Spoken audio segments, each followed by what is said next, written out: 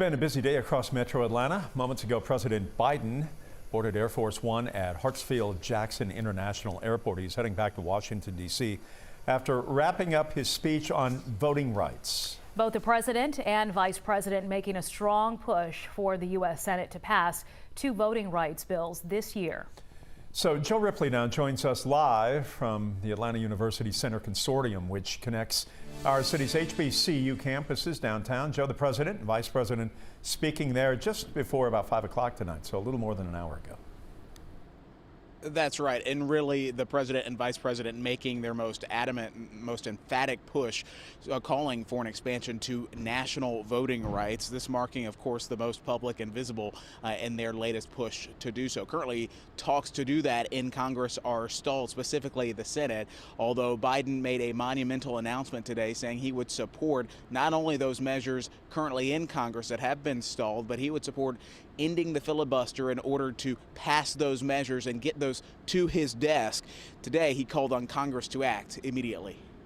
Filibusters are weaponized and abused. All the state legislative assaults on voting rights is simple. All you need in your House and Senate is a pure majority. In the United States Senate, it takes a supermajority, 60 votes.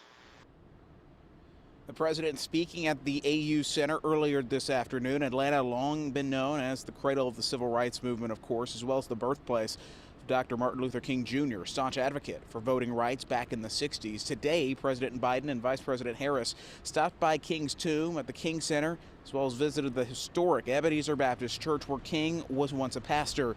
But in Biden's effort to get national voting rights legislation passed, advocates say the president could do more than just give a speech. President Biden has gotten a lot of criticism from civil rights activists who argue that President Biden has chosen to focus on other issues at the expense of focusing on civil rights issues, including voting rights. And so this may be a signal that he might want to try to reset.